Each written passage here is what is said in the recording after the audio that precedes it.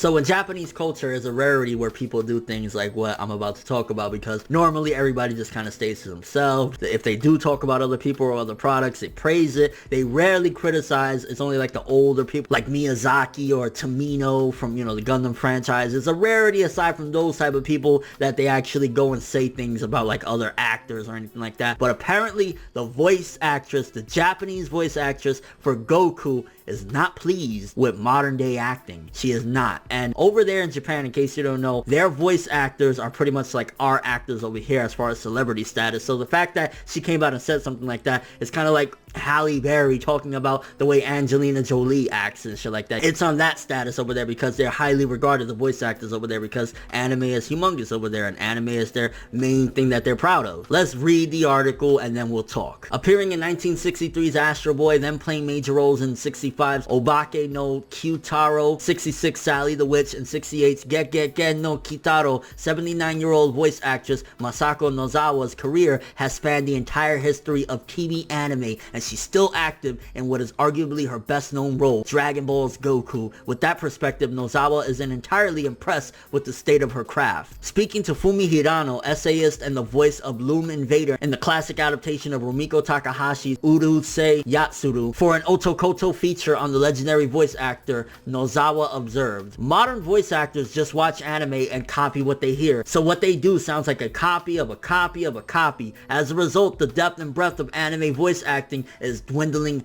rapidly." When Hirano prompted Nozawa for advice for becoming a better voice actor, Nozawa suggested that aspiring seiyuu should build a repertoire. In case you don't know what seiyuu is, it just means aspiring voice actors should build a repertoire by studying the world around them rather than mimicking other voice acting. So basically she's shitting on voice acting nowadays, which isn't too far from what Tomino from the Gundam franchise said about voice acting as well. But what they're doing is copying. And honestly, copying is just shit. Like, if you're a copycat and you're copying what other people do, you have no talent. You need to fucking find your own way of doing things. Like, don't copy other people. That's just crusty as fuck. But beyond all that, it's just really interesting to see her take on all this. And I mean, from our perspective, from somebody that isn't a native Japanese speaker or whatever, it's hard to understand exactly what they're referring to. Because when I listen to anime, to me, it's just like, yo, this sounds great or whatever. I can't really understand it like if I would hear English voice acting and stuff like that. Like, then I could kind of examine it. So I'm kind of understanding what she means. But as far as watching anime and stuff like that, I guess in a way I do understand, because I do hear a lot of what seems like the same voices, but sometimes it's not the same voice actors because they're kind of doing the same pattern and shit like that. So yeah, I mean, she's a legendary actress. If anybody knows better, it's her about the state of voice acting. So it's kind of interesting that people want things to change because they feel as though everybody's doing the same